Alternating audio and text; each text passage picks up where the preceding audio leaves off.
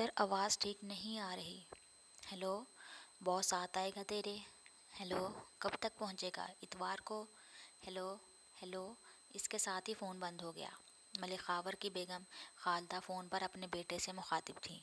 گھر کا واحد فون بھی خراب ہو چکا تھا. بیٹے سے مزید بات بھی ممکن نہ تھی. بس اتنا پتہ لگ سکا کہ وہ اپنے باس کے ہمراہ اتوار کے دن دبئی سے پاکستان آ رہا ہے اور وہ 1-2 دن ڈیرے پر قیام کرے گا. شام کا وقت تھا. ملک خاور بیٹھک میں سحری پر نیم دراز تھا. خالدہ نے مہمان کی آمد کا ذکر چھیڑا. خاور بولا، جو بھی ہو مہمان کی تواضع میں کوئی کسر نہیں رہنی چاہیے. باہر کے لوگ تو برگر پیزے وغیرہ کھاتے ہیں، وہ پرتکلف کھانے کہاں سے لائیں؟ خالدہ نے مسئلہ بیان کیا. ساگ بنا لے؟ خالدہ نے سوال کیا. ملک صاحب حقارت سے بولے، اتنی دور سے مہمان آ رہا ہے، اس کو گھاس پھوس کھلانا ہے تو کیا بنانا ہے؟ بیگم نے جل کر کہا.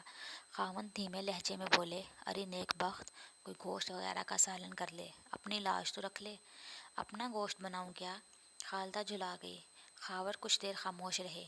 پھر اس نے اپنے خاص ملازم نورے کو آواز دی. پستہ قد نورا بھاگا بھاگا آیا. جی سر.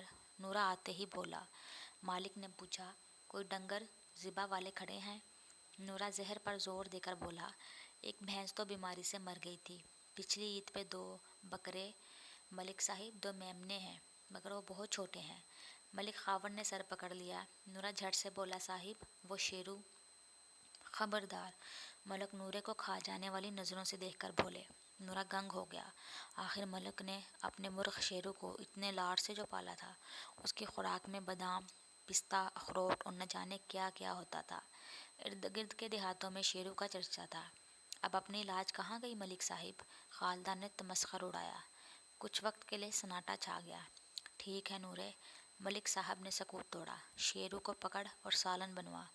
نورا فوراً بولا، مالک اس کو پکڑنا تو میرے بائیں ہاتھ کا کھیل ہے. اگلے دن نورا مویشی خانے پہنچا. 2 میمنے چارے پر ہاتھ صاف کر رہے تھے. نورے نے باہر نظر دوڑائی. شیرو نلکے کے اوپر بیٹھا تھا. اس کو پکڑنا کوئی خالد جی کا گھر نہ تھا. سورج پوری تمازہ سے چمک رہا تھا. دیسی مرغ کی کلغئی بڑی دلکش لگ رہی تھی. دم کے پر تو گویا پالش سے چمکائے ہوں اور ٹھونگ کسی درندے کی مانند. واقعی شیرو قدرت کا شاہکار تھا. نورا اب سرحد سے آگے بڑھ رہا تھا. اس نے جھپٹ کر شیرو کی گردن دبوچنے کی کوشش کی. شیرو ایک جست لگا کے نورے کے شکنجے میں آنے سے بچ گیا اور نورے کا ماتھا گرم نلکے سے ٹکرایا اور اس کے منہ سے ایک اندوہناک چیخ بلند ہوئی. نورے کے حواس بحال ہوئے تو اس نے شیرو کو پریڈ کرتے پایا، گویا وہ حواس باختہ نورے کا مذاق اڑا رہا تھا. تیرا بخت نورا. اپنے کمرے میں آ گیا. ایک برف کا ٹکڑا لے کر ماتھے کی ٹکور کرنے لگا. ایک بار پھر وہ شیرو کی تلاش میں نکل پڑا. مرغا پڑوس سے متصل دیوار پہ بیٹھا تھا.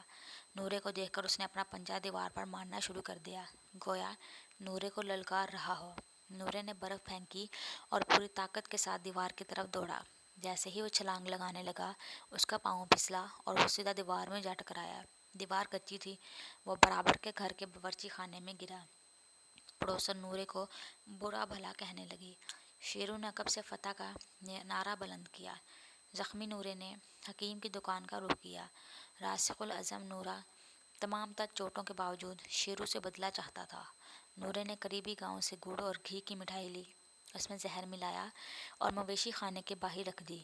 کچھ وقت کے بعد ٹھگنے نورے نے دیکھا کہ شیرو تو اٹھلا اٹھلا کر چل رہا ہے. وہ مویشی خانے کی جانب پہنچا. مٹھائی غائب تھی. ایک میمنہ تڑپ رہا تھا. نورے نے آؤ دیکھا نہ تو میمنے کو اٹھا کر حکیم کی طرف دوڑ لگا دی. قسمت نے یاوری کی اور میمنے کی جان بچ گئی. نورے نے آخری حربے کے طور پر کسائی سے مدد کی ٹھانی. کسائی اپنے ساتھ ایک آدمی اور لایا. کافی جست و خیز کے بعد شیرو قابو میں آ گیا. شیرو کی آنکھیں اشک بار تھی. نورے کے پاؤں زمین پر ٹک نہ رہے تھے. اتوار کے دن ڈیرے پر خاور، اس کی بیگم اور نورا مہمانوں کی راہ تک رہے تھے. نورے نے کلف لگا سفید سوٹ پہنا ہوا تھا. ہاتھ میں بندوق بھی تھی تاکہ مہمان باس پر رعب رہے. آخرکار مہمان آ کے ان کا پراتفاق استقبال کیا گیا. ملک صاحب نے بیٹے کے باس کو ڈیرے کی سیر کروائی. اس نے دیہات پہلی مرتبہ دیکھا تھا۔ کھانے کا وقت ہوا، مہمان کھانے کے لیے دسترخوان پر بیٹھے۔ نورا کسی فوجی کی طرح بندوق کندھے پر لٹکائے ہوشیار کھڑا ہو گیا۔ مہمان نے ڈونگے کا ڈھکن اٹھایا۔ سالن کی خوشبو نورے کی کامیابی کا اعلان کر رہی تھی۔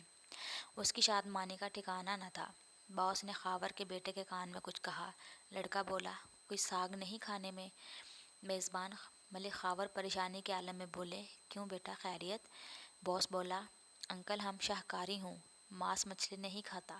خاموشی چھا گئی۔ نورے نے بندوق کندھے سے اتاری اور نال کا رخ باس کی طرف کر دیا۔